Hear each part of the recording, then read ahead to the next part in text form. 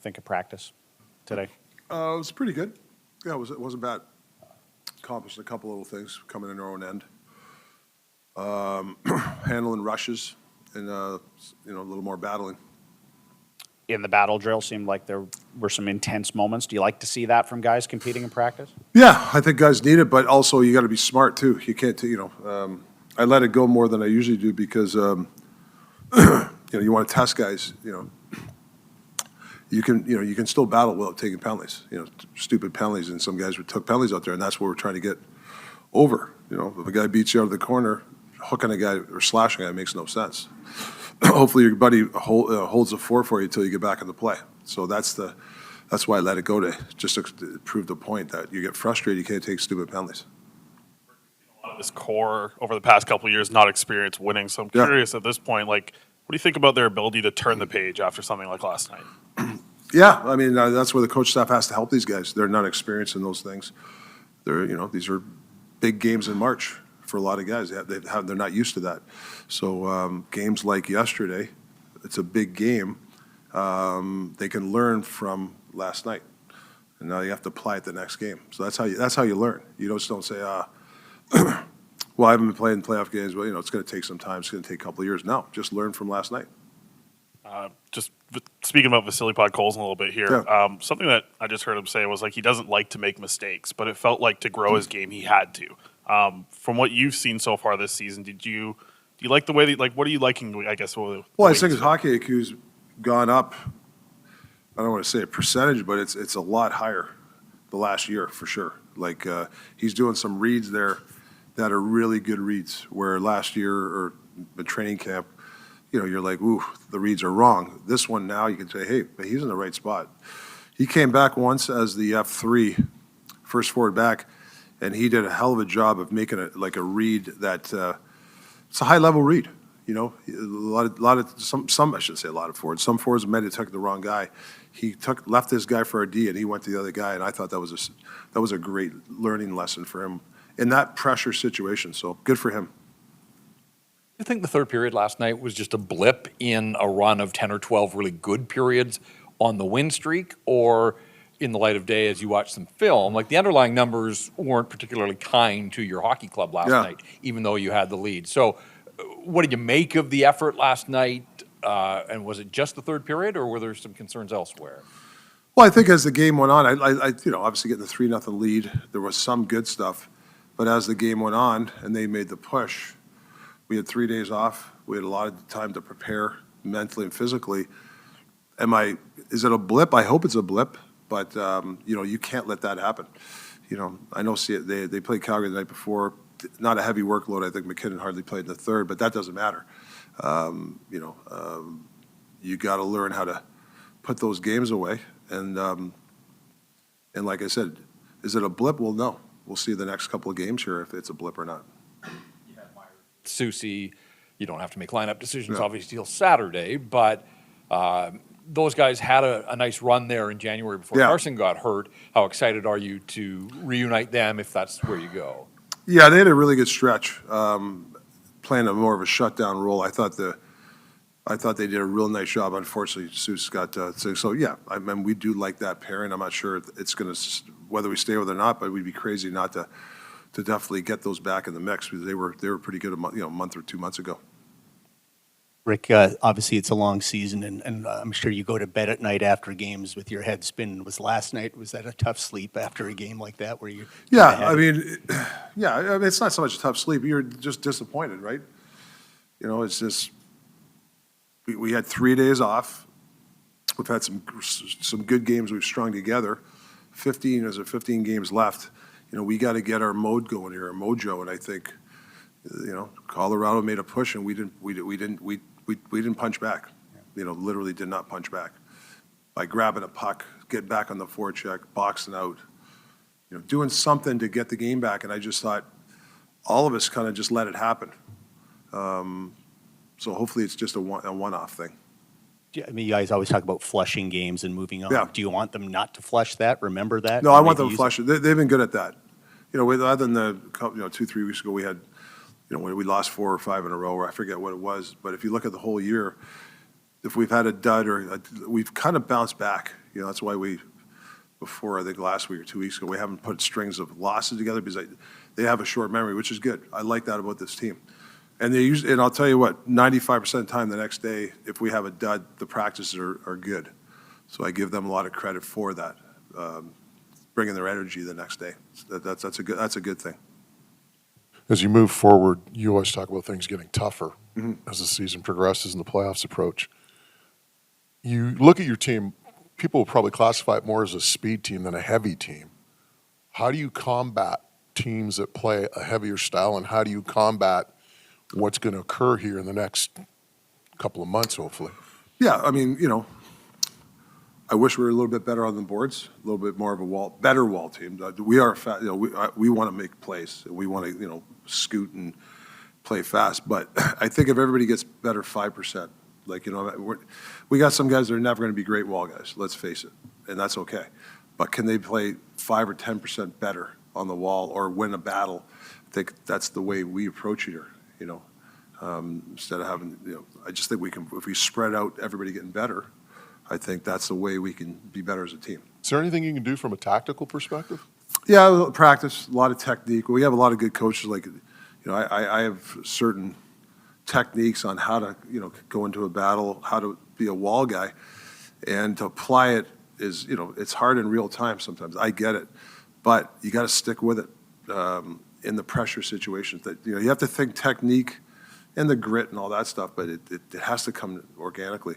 But a lot of reps, doing a lot of reps help. Guys have gotten better. Don't get me wrong from the start of the year.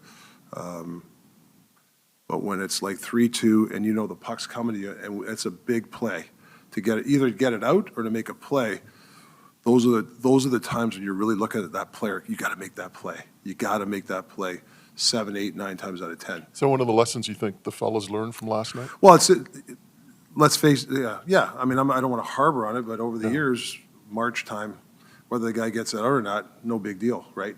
Not making the playoffs. Now that the bar's raised here, now that rim's coming to you or that play you got to make, it's critical sometimes. And I think the more games that we can play under pressure is better for that, for guys to get better, I think. I know you don't design drills to get guys to fight each other, Yeah, but I know.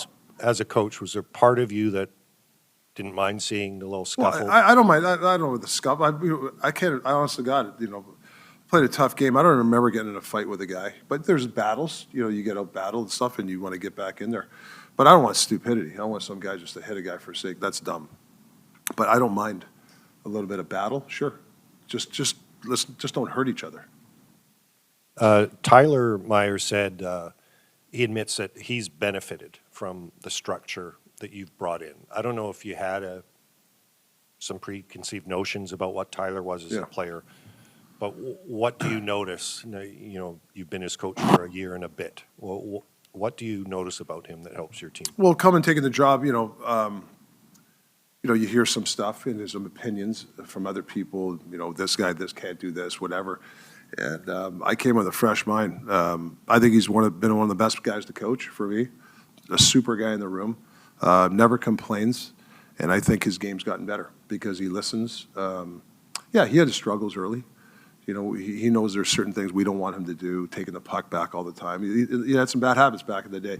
I think that a lot of those habits are gone, and I think we're a better team when he's in the lineup. I really do. Okay, and I got one more. You've talked a couple of times this week when we've asked you about kind of load management and how you might use this time. As a player, you probably, or a former player, you wouldn't be surprised to know how unpopular that notion is in your dressing room. Is that just like two different species? A coach thinks this way, players think this way, and you got to do what's best even if they don't like it? Yeah, I mean, it's, sometimes you have to make decisions on not really, some guys are even, this guy's a little bit better at certain times, certain games. I get it. We have healthy D, but somebody has to come out. And you have to have a good attitude because of it.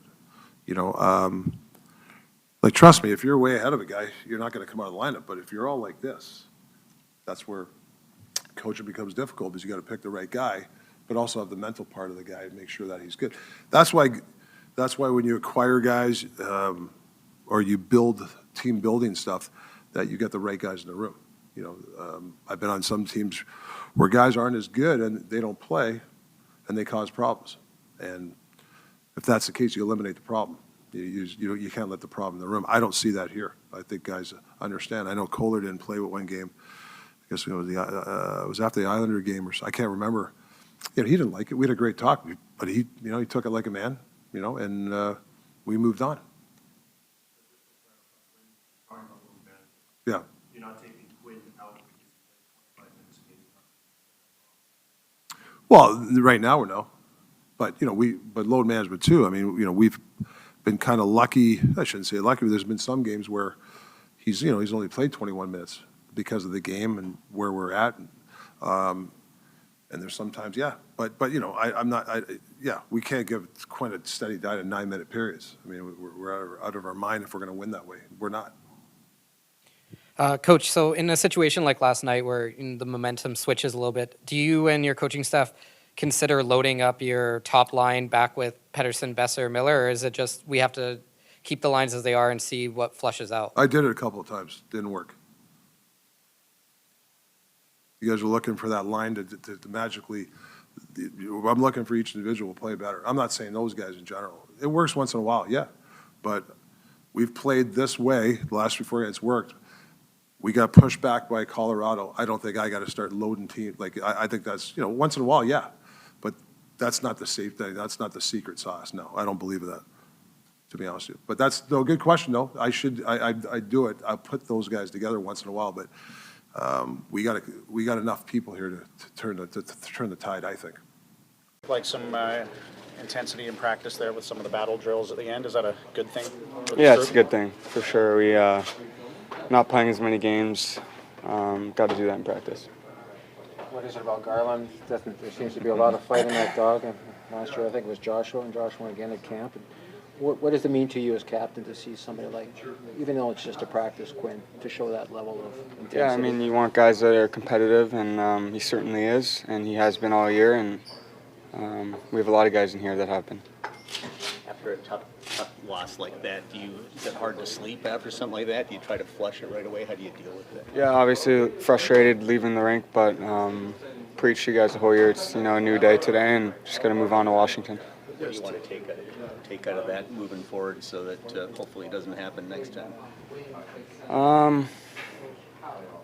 I think just had to lock in a little bit in the third there, and know when to take 2 points from a team like that. But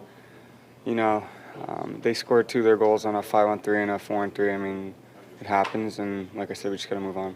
What's to say about this group now, Quinn? You guys are frustrated. Even though you won 4 in a row, points in 5 straight, and aside from that third period, you guys have played really well for 4 previous games. Yeah, back to the competitiveness of the group. I think it's a good thing, and no one's ever satisfied, and it's what's made us pretty good this year. Quinn, I know we've asked you a lot about the power play. You kind of get tired of answering the questions, but it's been 15% since the All-Star break. Are you confident that you can get it up in time for the playoffs so that it can be a difference maker? I think we really struggled first 3 weeks out of the gate of the All-Star break, and I think in the last 10 days, if you looked at that, it'd probably be a little bit higher. So I think we're just coming out of it, and we'll be good. Now that you're captain, do you feel out of responsibility to make sure the team learns a lesson from a performance like last night? No, I wouldn't say so. I think that